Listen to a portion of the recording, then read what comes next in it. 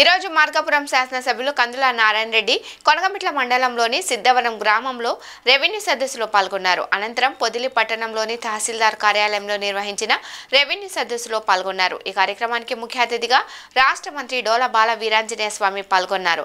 ఈ సందర్భంగా రాష్ట్ర మంత్రి డోల బాల వీరాంజనేయ స్వామి మరియు మార్కాపురం శాసనసభ్యులు కందుల నారాయణ రెడ్డి మాట్లాడుతూ తెలుగుదేశం పార్టీ రాష్ట్ర కార్యాలయంలో నిర్వహించిన ప్రజా దర్బార్లో దాదాపు 70% పైగా భూ సమస్యలపై అర్జీలు వస్తున్నాయని, అది గుర్తించిన రాష్ట్ర ముఖ్యమంత్రి నారా చంద్రబాబు నాయుడు, రాష్ట్ర మంత్రి నారా లోకేష్, ఉప ముఖ్యమంత్రి పవన్ కళ్యాణ్ ఆలోచించి ప్రతి గ్రామంలో రెవెన్యూ సదస్సులు నిర్వహించి భూ సమస్యల పరిష్కారం చూపించాలని ఆదేశించారని గుర్తు చేశారు. వెలుగొండ ప్రాజెక్టు పూర్తయిందని, జగన్మోహన్ రెడ్డి ఆ ప్రాజెక్టును జాతికి అంకితం చేశారని, కానీ యుద్ధ ప్రాతిపదికన పనులు ఇప్పటి నుండి చేపడితేనే 2 సంవత్సరాల కాలం పడుతుందని, గత ప్రభుత్వంలో ఈ ప్రాంత ప్రజలను మోసం చేయడానికి వెలుగొండ ప్రాజెక్టును జాతికి అంకితం చేశారని ఎద్దేవా చేశారు.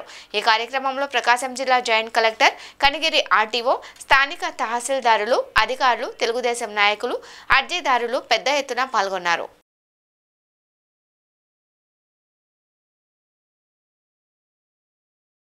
ఆ రోజున్న అధికారులు ట్రాన్స్ఫర్లు కాకుండా ముందే వచ్చామడితే ఈ రెవెన్యూ సదస్సులకు వాళ్ళ పీరియడ్ లో మీకు న్యాయం జరగదన్న ఉద్దేశంతో ట్రాన్స్ఫర్లు చేసినాకనే ఈ రెవెన్యూ సదస్సులు పెడతామని చెప్పి ఇప్పుడు ఈ రెవెన్యూ సదస్సులో శ్రీకారం చుట్టాం. ట్రాన్స్ఫర్లు అన్నీ అయిపోయాక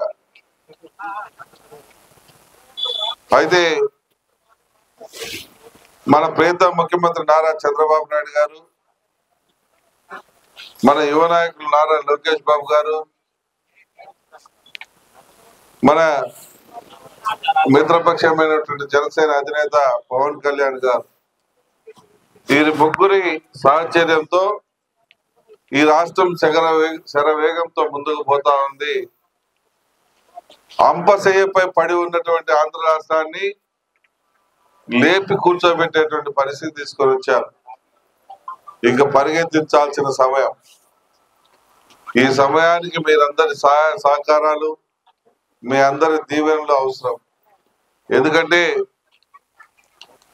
ఈ రాష్ట్రం అప్పుల ఊబిలో కూరకపోయింది. డబ్బులు ఏం చేశారో తెలియదు. 9,71,000 కోట్ల రూపాయల అప్పులు. ఇన్ని అప్పులు చేశాడు. పోనీలే మనకేమన్నా అభివృద్ధి చేశాడనంటే ఒక ఫ్యాక్టరీ కట్టలేదు, ఒక సంస్థ తీసుకురాలేదు, ఒక రోడ్డు వేయలేదు, ఒక పని ఏది చేయలే. వాళ్ళ పని అంతా ఎవడు దోచిన కాడికి వాడు మందులు దోచుకొని తింటా ఉంటారు. ఎవడు స్థానికంగా ఉన్నటువంటి నాయకులు ఎవడికి అనుకూలంగా ఉంటే వాడు అనుకూలంగా పొలాలన్నీ కబ్జాలు చేసుకుంటూ, ఆన్లైన్లు తొలగిస్తూ, రెడ్ మార్కుల్లో పెట్టిస్తూ అనేక రకాలుగా ఇబ్బందులకు గురి చేస్తా ఉన్నాం. అలాగే చర్చగాని కూడా. రెండవది, ఈ పొదిలి పట్టణంలో అతి ప్రధానంగా ఉన్న సమస్య డ్రింకింగ్ వాటర్ సమస్య. ఈ డ్రింకింగ్ వాటర్ అనేది మన దర్శిలో ఉన్నటువంటి ఎస్ఎస్ ట్యాంక్ నుంచి పంపింగ్ చేస్తే కానీ ఇక్కడికి వాటర్ వచ్చేటువంటి పరిస్థితి కాదు. అటువంటిది వారానికి 7 రోజులు, ఈ 7 రోజుల్లో 168 గంటలు పంపింగ్ జరిగితే మా పొదిలికి కేవలం 28 గంటలు మాత్రమే పంపింగ్ ఇస్తా ఉన్నారు. దానివల్ల పెరిగిన పంపింగ్ జనాభాను బేస్ చేసుకుంటే ఈ వాటర్ ఏమాత్రం సరిపోవట్లేదు.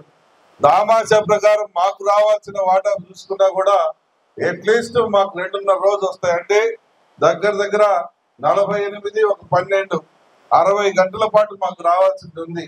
అయినా కూడా మేము అంత అదిగా అడగట్లేదు.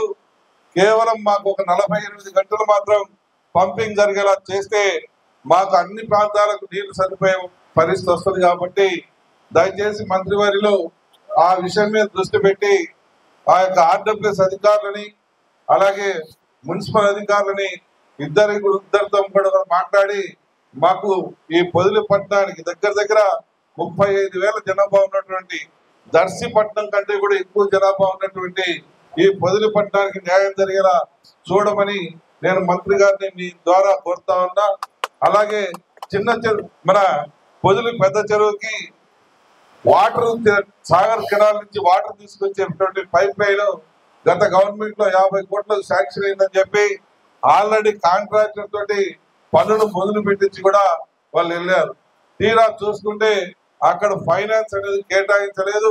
కేవలం కాంట్రాక్టర్ ని బెదిరించి ఆ పనులు మాత్రం వాళ్ళు చేశారు వాళ్ళ కమిషన్ల కోసం. కాబట్టి ఈ రోజు కాంట్రాక్టర్ నాకు నిధులు డబ్బులు ఇవ్వట్లేదు కాబట్టి నేను చేయలేనని ఆ యొక్క పని నిలుపుదల చేశారు. ప్రజలకి ఒక తప్పుడు సంకేతం వెళ్తా ఉంది. కాబట్టి పెద్ద మనసుతోటి మీరు ఎలాగైనా సరే ఆ 50 కోట్ల రూపాయలని ఫైనాన్స్ అలొకేషన్ చేపించి ఆ నిధులైన ఫేస్ వారిగా రిలీజ్ చేయించగలిగితే ఆ పనులు పూర్తయితే పెద్ద చెరువుకు నీళ్లు వస్తాయి. నీళ్లు వస్తే ప్రధానంగా ఈ పట్టణంలో ఉన్నటువంటి డ్రింకింగ్ వాటర్ సమస్య తీరిపోతుందని చెప్పి ఇక్కడ ప్రజల యొక్క కళ, ప్రజల యొక్క ఆశ, ప్రజల యొక్క విన్నపం అంతా కూడా ఆ పెద్ద చెరువు మీదనే కేంద్రీకృతమై ఉంది. కాబట్టి మీరు పెద్ద మనసుతోటి ఆలకించమని చెప్పి విజ్ఞప్తి చేస్తూ ఇప్పుడు జేసీ గారు మాట్లాడుతున్నా జేసీ గారిని మాట్లాడవలసిందిగా కోరుతా ఉన్నాం. ఆన్లైన్ కాకుండా మిగిలిపోయినటువంటి తమ భూములు తిరిగి భూ యజమానుల చెంత నమ్మకంతో మీరందరూ అందరికీ ముందు మీ యొక్క భరోసా కల్పిస్తామని తెలియజేస్తా ఉన్నాం. ముఖ్యమంత్రిగా చంద్రబాబు నాయుడు గారు ప్రమాణ స్వీకారం చేసిన తర్వాత ఆయనకు వచ్చిన అర్జీల్లో 70% వరకు ఇవ్వడంలో భూ సమస్యలు ఉన్నాయి. అందుకు వాస్తవంగా ఆగస్టులోనే ఈ కార్యక్రమం తీసుకోవడం, తదుపరి అధికారులు మార్చమని ప్రజాప్రతినిధులు అడిగితే ఆ కార్యక్రమం తర్వాత వరదలు వీటన్నిటి వల్ల డిసెంబర్ 6 నుంచి జనవరి 8 వరకు కార్యక్రమం తీసుకున్నారు. ఇంకా సమస్యలు మిగిలిపోతే ఈ డేట్ కూడా పెంచేటువంటి దానికి కూడా వెనుకాడబోదు ఈ ప్రభుత్వాన్ని తెలియజేస్తున్నాం. ఈ సమస్యలకి జిల్లా కలెక్టర్, జాయింట్ కలెక్టర్, ఆర్టీఓల స్థాయి అధికారుల నుంచి నిరంతర పర్యవేక్షణ చేస్తూ ఉన్నారు. ప్రతిరోజు సమస్యల్ని ఎన్ని వచ్చాయి, ఎంత పరిష్కారం చేశారు, ఎందుకు పెండింగ్ వాళ్ళు కూడా వాళ్ళు రివ్యూ చేసుకుంటా ఉన్నారు. ఇది సమస్య పరిష్కారం మీద మన అధికారులకి, మన ప్రభుత్వానికి తెలియజేస్తా ఉన్నాం. ఇవన్నీ ఒక ఎత్తు అయితే సాక్షాత్ రెవెన్యూ మంత్రి, ప్రిన్సిపల్ సెక్రటరీ, సిసిఎల్ఏ కమిషనర్ కూడా జనవరి 1వ వారంలో మన జిల్లాలో తూర్పు ప్రాంతంలో ఒకటి, పశ్చిమ ప్రాంతంలో ఒకటి సదస్సులు నిర్వహించి మీకు పూర్తిగా ఏదైనా మిగిలిపోయినటువంటి క్లారిటీ కూడా ఇచ్చే విధంగా ముందుకెళ్తారని మీకు తెలియజేస్తాను. ఈరోజు చూసుకుంటే మన వాళ్ళు చెప్పినటువంటి సమస్యలు ఇప్పుడే కలెక్టర్ గారు ఒకటి క్లియర్ చేశారు. ప్రభుత్వం వచ్చిన తర్వాత ముఖ్యమంత్రి గారు 70% అర్జీలు రెవెన్యూ సమస్యల మీద వస్తా ఉన్నాయి. వీటి పరిష్కారం చూపాలనే ఉద్దేశంతో ప్రజల వద్దకే నేరుగా రెవెన్యూ అధికారులని, రెవెన్యూ యంత్రాంగాన్ని, రెవెన్యూ కార్యాలయాన్నే గ్రామాల్లో పంపించడం జరిగింది. ఈ సందర్భంగా చాలా సమస్యలు అక్కడికే పరిష్కారం చేసే విధంగా తీసుకున్నాం. ఈరోజు మనం ఏ యాక్టివిటీ చేసినా కానీ దానికి ఎటువంటి రుసుము లేకుండా పూర్తి ఉచితంగా చేసే విధంగా చర్యలు తీసుకోవడం జరిగింది. గతంలో చెరువుల ఆక్రమణ, ఈరోజు పొదిలో చూస్తే చిన్న చెరువు 12 ఎకరాల ఆక్రమణ చెప్తున్నారు. అదేవిధంగా సర్వే నంబరు మనకి ఒక 2000 కుటుంబాలు గ్రామ కంఠము, ఒక 11 సెట్లు ఎండోమెంట్ నిషేధ భూమిలో పడిందన్నారు. వీటన్నిటికీ కూడా ఇవాళ పరిష్కారాలు చూపిస్తా ఉన్నారు. సర్వే కూడా జాయింట్ కలెక్టర్ గారు ఇమ్మీడియట్ గా చిన్న చెరువు విషయంలో సర్వేకు ఆదేశం జరిగింది.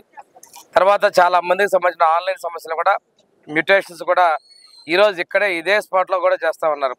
అంటే సమస్యల తక్షణ పరిష్కారమే కాకుండా సమయం ఈ డేట్ అయిపోయిన తర్వాత ఇంకొక 45 రోజుల లోపల వీటికి నిర్దేశితంగా టైం పెట్టుకున్నారు. ప్రతిరోజు ఎన్ని సమస్యలు పరిష్కారం చేయాలో, ఎందుకు చేయలేకపోయారు, వాటిని ఎప్పుడు పరిశీలిస్తారనేటువంటి జిల్లా స్థాయిలో కలెక్టర్, జాయింట్ కలెక్టర్ ఆధ్వర్యంలో వాటిని మళ్ళీ కూడాను వాళ్ళు రివ్యూ చేసుకోవడం కూడా జరుగుతూ ఉంది. ఈరోజు చెప్పినటువంటి ప్రతి సమస్య పరిష్కారం చూపించే విధంగా భూములు ఇక్కడ మనం తీసుకుంటే మన జిల్లాలో 1,40,000 భూముల్ని ఫ్రీ హోల్డ్ చేస్తే అందులో 17,000 పైచిలుక అక్రమాలు జరిగాయని కూడా నిర్దేశం జరిగింది. ఇక్కడ ఈ పొదిలి మండలంలో కూడా సుమారు 700 మందికి 700 ఎకరాలు అన్యాక్రాంతం జరిగింది. పొదిలి టౌన్లోనే 800 ఎకరాలు చేసేందులో 46 ఎకరాలు వాళ్ళు తప్పులు చేశారని కూడా ప్రాథమికంగా గుర్తించడం జరిగింది.